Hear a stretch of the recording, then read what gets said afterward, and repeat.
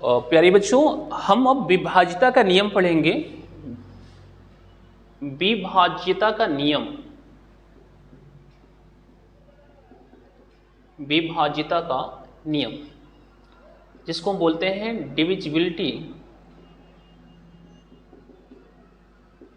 Rule. विभाज्यता का नियम हमको समझना है। हम इसे लिख सकते हैं कि किसी संख्या से विभाज्य होने का नियम। ठीक है, हम इसको ऐसे भी लिख सकते हैं, किसी संख्या से विभाज्य होने का नियम क्या है। यानी कोई संख्या अगर दिया हुआ है तो वह संख्या 2 से विभाज्य होगा, 3 से विभाज्य होगा, 4 से होगा, 6 से होगा, 8 से होगा, 9 से होगा। तो इसके क्या रोल है, हम कैसे देख करके ही जान पाएंगे। तो चलिए उसको हम समझते हैं। पहला हम पढ़ेंगे यहाँ पे, पहला जो नियम है वह है 2 से विभाज्यता। 2 से विभाज्यता, हमें 2 से विभाज्यता का नियम समझना है कि कोई संख्या 2 से कब विभाज्य होती है। तो अगर हम बात करें कि अगर कोई संख्या दी गई है, यदि दी हुई संख्या में इकाई के स्थान पर 0, 2, 4, 6, 8, यदि किसी संख्या में इकाई के स्थान पर 0, 2, 4, 6, 8 में से कोई एक अंक अगर होता है तो वह संख्या 2 से विभाज्य होती है। क्या समझा कि अगर कोई संख्या दिया हुआ है, जैसे मान लो हमने लिख दिया 236, हमने एक संख्या लिखा 236 और इसमें जो इकाई का स्थान है इसमें देखो, इसमें 6 है, 6 आ रहे हैं यहाँ पे। तो अगर इकाई के स्थान पर इनमें से अगर कोई एक अंक है तो वह संख्या 2 से क्या होगी, विभाज्य होगी। हमने यहाँ लिख दिया 428, तो यहाँ इकाई का स्थान पे क्या है, 8 है, यह संख्या 2 से क्या होगी, विभाज्य। नहीं, पूरी की पूरी संख्या 2 से विभाज्य कहलाएगी। तो 2 से विभाज्यता का नियम हमको याद रखना है कि यदि किसी संख्या में इकाई के स्थान पर 0, 2, 4, 6, 8 में से कोई भी एक अंक होती है तो वह संख्या 2 से विभाज्य होती है। ठीक है, तो 2 से विभाज्यता का नियम हमको समझना है कि इकाई के स्थान में क्या होना चाहिए, ये इकाई का स्थान होना चाहिए। मैं यहां लिख देता हूं इकाई के स्थान पर। अगर इकाई के स्थान पर इनमें से कोई एक संख्या है तो वह संख्या 2 से विभाज्य होगी। ठीक है, अब चलिए हम दूसरा समझते हैं, 3 से विभाज्यता। 3 से विभाज्यता, कोई संख्या 3 से विभाज्य कब होती है। तो 3 से विभाज्यता का नियम यह है कि यदि दी हुई संख्या के सभी अंकों का योग करें और वह योग 3 से कट जाए तो पूरी की पूरी संख्या 3 से विभाज्य होती है। मतलब कि सभी अंकों का, यदि दी गई संख्या के सभी अंकों का क्या करें, सभी अंकों का हम योग करें और सभी अंकों का योग अगर 3 से कट जाती है तब जो संख्या होगी वह संख्या पूरा क्या होगी, 3 से विभाज्य होगी। जैसे अगर हम एग्जाम्पल की बात करें, जैसे हमने एग्जाम्पल एक ले लिया 516। अब 516, तो इसका अगर हम अंकों का योग करेंगे तो 5 धन 1 धन 6, यानी 5 1 6 और 6 कितना होगा, 12, और 12 3 से कट जाएगा। इसका मतलब ये जो 516 है ये भी क्या होगा, 3 से विभाज्य होगी। हम कोई दूसरा एग्जाम्पल समझ लेते हैं, हम लिख देते हैं 285। 285 के अगर अंकों का योग करें तो क्या पाएंगे हम यहाँ से कि 2 धन 8 धन 5, और देखेंगे 2 8 10 और 10 5 कितना होगा, 15, और 15 भी 3 से क्या होगा, कट जाएगा यहाँ पूरा। इसका मतलब कि इसी संख्या के अंकों का योगफल 3 से कट जा रहा है, अतः ये जो संख्या होगी ये संख्या भी 3 से क्या होगी, पूरा विभाज्य होगी। तो 3 से विभाज्यता का नियम, अगर कहीं भी किसी संख्या को अगर हमें 3 से काटना हो तो हमें क्या करना है, उस संख्या के अंकों का योग कर ले और सभी संख्या के अंकों का योगफल, मतलब जो संख्या दिया है उसके अंकों का योगफल अगर 3 से कट जाती है ये संख्या क्या कहलाएगी, 3 से विभाज्य होगी।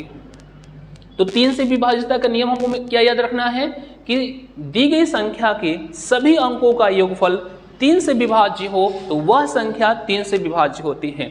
हम और भी एग्जाम्पल यहाँ पे ले सकते हैं। हमने यहाँ ले लिया 348। क्या 348 3 से विभाज्य होगी? तो हमें इसके अंकों का एक 3, 4, 7 और 7, 8 कितना हो जाएगा 15। अगर हम इसके अंकों को जोड़ेंगे तो 15 आएगा, 3, 4, 7, 8, 15। अब ये 15 जो है 3 से कट जाएगी, अतः ये संख्या भी क्या कहलाएगी 3 से विभाज्य कहलाएगी, यानी ये संख्या 3 से विभाज्य होगी। ठीक है, तो हमने 3 से विभाज्यता का नियम पढ़ लिया। अब बात करें तीसरा, 4 से विभाज्यता। 4 से विभाज्यता का क्या नियम है? तो 4 से विभाज्यता का नियम यह है कि दी गई संख्या के इकाई और दहाई के अंकों से बनी संख्या अगर 4 से कट जाती है तो पूरी की पूरी संख्या 4 से क्या होगी विभाज्य होगी। तो 4 से विभाज्यता का नियम हमको समझना है कि अगर दी गई संख्या के इकाई और दहाई से, इकाई अंक और दहाई के अंक, इन दोनों से जो संख्या बनती है अगर वह संख्या 4 से विभाज्य होगी तो पूरी की पूरी संख्या 4 से क्या कहलाएगी विभाज्य कहलाएगी। हम यहाँ पर अगर एग्जाम्पल की बात करेंगे तो हमने यहाँ एक एग्जाम्पल लिख दिया, जैसे यहाँ पे कि 1132 है ना, हमने 1 3 बार लिखा हुआ है, यानी 11,132 लिखा हुआ है। तो क्या ये संख्या 4 से विभाज्य होगी? तो हमने कहा कि इसके इकाई, ये इकाई का अंक है और ये दहाई का अंक है। तो इकाई और दहाई का अंकों से कौन सी यहाँ आ रही है 32 आ रही है, और ये 32 तो 4 से कट जाता है ना, तो अतः ये पूरी पूरी संख्या क्या होगी 4 से विभाज्य होगी। हम और भी कोई दूसरा एग्जाम्पल हम यहाँ ले सकते हैं। हमने जैसे मान लो ले लिया 1312, हमने 1312 ले लिया, हमने यहाँ पे 1100 ले सकता हूँ। तो आप देख रहे हो कि यहाँ पे ये क्या है, ये जो संख्या है इस संख्या में जो इकाई और दहाई का अंक से क्या बन रहा है 12 बन रहा है, और 12 क्या है 4 से कट जाएगा, अतः ये पूरी संख्या क्या होगी 4 से कट जाएगी। यहाँ पर देखो इकाई और दहाई से 0 आ रहा है, और 0 4 से तो कट ही जाता है ना, इसलिए भी संख्या क्या होगी 4 से विभाज्य होगी। तो 4 से विभाज्यता का नियम क्या हमने सीखा कि यदि किसी संख्या में इकाई और दहाई के अंकों से बनी संख्या 4 से विभाज्य है वह संख्या 4 से विभाज्य होगी। ठीक है, इतनी बातें समझ में आ रही है? ठीक है, तो अब हम बात करते हैं 2 से विभाज्यता हो गया, 3 से हो गया, 4 से हो गया। अब हम बात करते हैं कि 5 से विभाज्यता का क्या नियम है। तो मैं इसको थोड़ा सा मिटा देता हूं।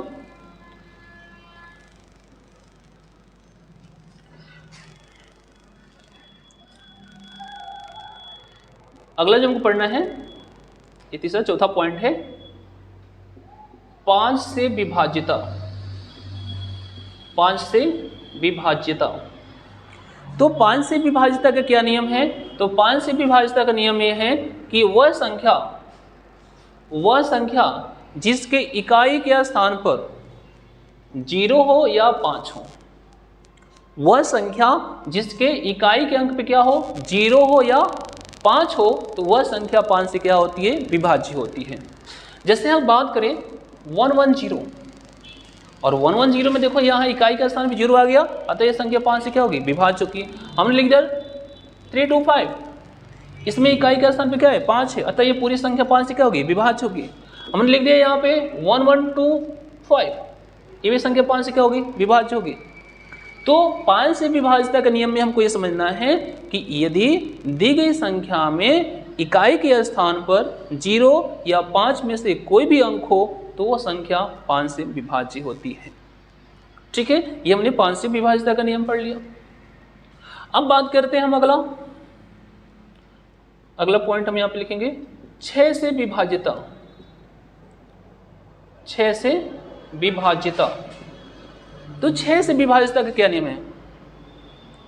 तो 6 से विभाज्यता का नियम यह है कि अगर कोई संख्या दी है, अगर वह संख्या 2 से भी विभाज्य हो और 3 से भी विभाज्य हो तो वह संख्या क्या कहलाती है 6 से विभाज्य होती है। तो अगर दी गई संख्या 2 से विभाज्य हो और 3 से भी विभाज्य हो तो वह संख्या क्या होगी 6 से विभाज्य होगी, 6 से विभाज्य होगी। अगर कोई संख्या 2 से भी विभाज्य हो, 3 से भी विभाज्य हो तो वह संख्या 6 से क्या होगी विभाज्य होगी। इसे 6 से विभाज्यता का नियम बोलते हैं।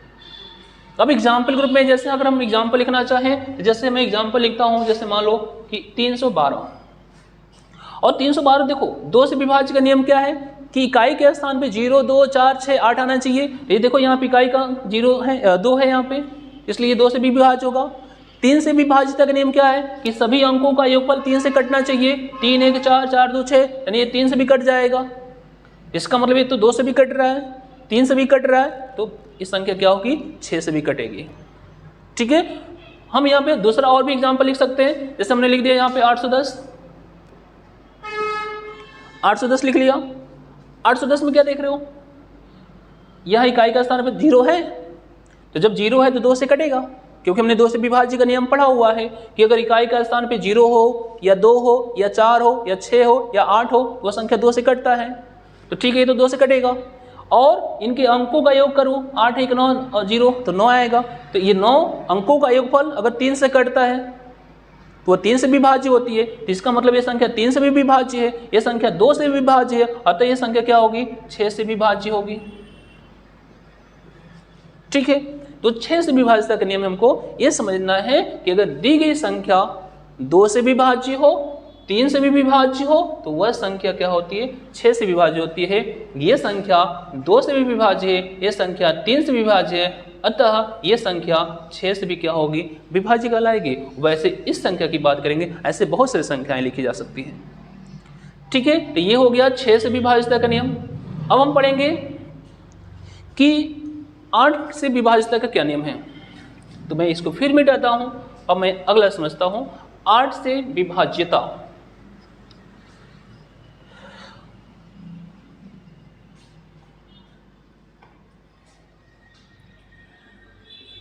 8 से विभाज्यता। ठीक है, 8 से विभाज्यता क्या है। तो अगर कोई संख्या दी है और वो संख्या 8 से विभाज्य होगी, इसको कैसे पहचानेंगे। तो हम क्या करेंगे कि दी गई संख्या के इकाई, दहाई और सैकड़ा के अंकों से बनी संख्या अगर 8 से विभाज्य है ना, वो संख्या क्या कहलाएगी 8 से विभाज्य होगी। मतलब हम अगर एग्जाम्पल की बात करें तो हमने यहाँ पे लिखा हुआ है, हमने एक संख्या लिखा 1864। हमने कहा कि इकाई, दहाई, सैकड़ा, इकाई, दहाई, सैकड़ा, इन तीनों अंकों से बनी संख्या अगर 8 से कट जाती है तो पूरी की पूरी संख्या 8 से विभाज्य होगी। तो यहाँ पे देख रहे हो कि ये 864 अगर हम निकाल के देखें 864 को, तो 8 से डिवाइड करेंगे तो 8 एकम 8 और 8 8 कितना हो जाएगा 64, यानी ये संख्या तो 8 से कट जा रही है। इसका मतलब पूरी की पूरी संख्या क्या होगी 8 से विभाज्य होगी। 8 से क्या होगी विभाज्य होगी। तो 8 से विभाज्यता का नियम में हमको ये समझना है कि अगर दी गई संख्या के इकाई, दहाई, सैकड़ा के स्थान से बनी संख्या 8 से विभाज्य है तो वह संख्या 8 से विभाज्य होगी। ठीक है, हम दूसरा एग्जाम्पल लेते हैं। हम दूसरा एग्जाम्पल ले लेते हैं कि 1024, 1024। अब ये क्या है, यहाँ भी देखो इकाई, दहाई और सैकड़ा, इकाई, दहाई, सैकड़ा, तो 3 अंक लेंगे तो यहाँ पर हमारा क्या बनेगा, यहाँ से 0 2 4, ये इसी को लिख सकते हैं 24। और ये जो 24 है ना, ये 8 से डिवाइड हो जाएगा तो 8 3 के 24, यानी इकाई, दहाई, सैकड़ा के अंकों से बनी संख्या ये 8 से डिवाइड हो जा रहा है, अतः ये पूरी की पूरी संख्या क्या होगी 8 से विभाज्य होगी। तो 8 से विभाज्यता का नियम में क्या समझा कि अगर कोई संख्या दी है और उस संख्या के इकाई, दहाई, सैकड़ा के अंकों से बनी संख्या 8 से विभाज्य है, वह पूरी की पूरी संख्या 8 से विभाज्य होती है। ठीक है, तो हमने 8 से विभाज्यता के नियम को समझ लिया। और भी यहाँ पे एग्जाम्पल हम लिख सकते हैं, आप ऐसे ही चेक करके आप समझ जाएंगे कि कोई संख्या 8 से विभाज्य है कि नहीं है, और इससे कंपटीशन में क्वेश्चन आते हैं। आगे कंपटीशन में जब आप बैठेंगे तो आपको विभाज्यता से जरूर 1-2 क्वेश्चन मिलता है। अब हम बात करेंगे 9 से विभाज्यता। 9 से विभाज्यता बहुत ही इंपॉर्टेंट टॉपिक हम पढ़ रहे हैं। 9 से विभाज्यता का क्या नियम है। तो जैसे हमने पढ़ा है कि 3 से विभाज्य का क्या नियम है, तो हमने कहा कि अगर उनके अंकों को जोड़ो और अगर वो अंकों का जो योगफल आएगा अगर वह 3 से विभाज्य होगा तो पूरी की पूरी संख्या 3 से विभाज्य होती है। तो वैसे ही हमको 9 से विभाज्यता का भी नियम यही है कि दी गई संख्या के अंकों का योग अगर 9 से विभाज्य है तो वह पूरी संख्या 9 से विभाज्य होगी। यानी अगर कोई संख्या दिया हुआ है ना, जैसे मान लो हमने यहाँ पर लिख दिया, कोई भी संख्या मान लो लिख सकता हूँ कि जैसे 2 3 मैं ऐसे लिखता हूँ 24309, हमने एक संख्या लिखा यहाँ पे और हमने इसको देखा ना कि ये जो संख्या लिखा हुआ है क्या ये संख्या 9 से डिवाइड होगा। तो क्या करेंगे, हम इनके सभी अंकों का जोड़ करेंगे और सभी अंकों का योग अगर 9 से कट जाता है तो ये पूरी की पूरी संख्या 9 से कटेगा। हम बहुत सारे एग्जाम्पल लिख सकते हैं, हम यहाँ पे 396 लिख सकते हैं, हम यहाँ पे 5319 लिख सकते हैं, आप करके चेक कर सकते हैं। देखो यहाँ पे क्या ये संख्या 9 से कटेगी, तो इसका रूल है कि सभी अंकों को जोड़ो। तो हम इस संख्या की बात कर रहे हैं, इसको चेक कर रहे हैं। 2 + 4 + 3 + 0 + 9, तो 2 4 6 6 3 9 0 9 और 9 कितना हो जाएगा 18, और 18 तो 9 से डिवाइड हो जाएगा ना, यानी इस संख्या के सभी अंकों का योगफल जो आ रहा है ये योगफल 9 से डिवाइड है, अतः ये पूरी पूरी संख्या क्या कहलाएगी, ये 9 से विभाज्य कहलाएगी, यानी ये संख्या 9 से विभाज्य होगी। तो कोई संख्या 9 से विभाज्य कब होती है, तो उस संख्या के सभी अंकों का योग करें और सभी अंकों का योगफल अगर 9 से कट जाती है तो वह संख्या भी 9 से विभाज्य होगी, यानी वह संख्या भी 9 से कटेगी। हम दूसरा एग्जांपल लेते हैं 396, तो यहाँ पर क्या है, क्या ये संख्या 9 से कट जाएगी, तो हम इसके अंकों का योग चेक करते हैं। 3 9 12 + 6 कितना होगा 18, यानी 3 9 12 12 6 18, यानी इसके अंकों का योग करेंगे तो 18 आएगा, और 18 9 से डिवाइड हो जाता है, अतः ये संख्या भी क्या होगी 9 से डिवाइड हो जाएगी। हमने यहाँ पे और लिखा हुआ है ये 5319, ये 5319, क्या ये संख्या 9 से विभाज्य होगा, तो यहाँ पे अगर 5 3 1 9 को जोड़ेंगे तो 5 3 8 8 1 9 और 9 9 कितना होता है 18, यानी इस संख्या के अंकों का योगफल भी 18 आ रहा है, और ये 18 जो आएगा 18 9 से विभाज्य होता है, अतः यह संख्या भी क्या होगी, यह संख्या भी 9 से क्या होगी विभाज्य होगी। तो बात समझ में आ रही है। तो 9 से विभाज्यता का नियम क्या है कि दी गई संख्या के अंकों का योगफल करो, और वह अगर योगफल 9 से विभाज्य है तो दी गई संख्या 9 से विभाज्य कहलाती है। ठीक है, अब हमारा अगला है 11 से विभाज्यता। 11 से विभाज्यता का क्या नियम है, तो अब हमने 2 से पढ़ लिया, 3 से पढ़ लिया, 4 से पढ़ लिया, 5 से पढ़ लिया, 6 से पढ़ लिया, 8 से पढ़ लिया, 9 से पढ़ लिया। अब हमको अगला जो समझना है वह है 11 से विभाज्यता। तो 11 से विभाज्यता का नियम क्या है, यदि दी गई संख्या की दाईं ओर से, यदि दी गई संख्या के दाईं ओर से विषम स्थान के अंकों का योगफल, दाईं ओर से विषम स्थान के अंकों का योगफल और सम स्थान के अंकों का योगफल और उनका अंतर अगर 0 है या 11 से विभाज्य है तो वह संख्या 11 से विभाज्य होगी। क्या समझा, एक बार समझते हैं।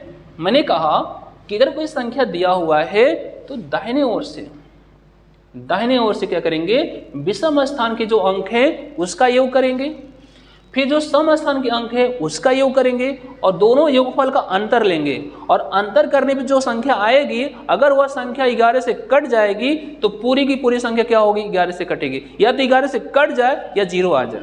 तो भाई 0 आएगा तभी तो 11 से विभाज्य होगा। तो अगर हम यहाँ पे एग्जाम्पल की अगर बात करेंगे तो जैसे हम मान लेते कोई एग्जाम्पल ले लेते हैं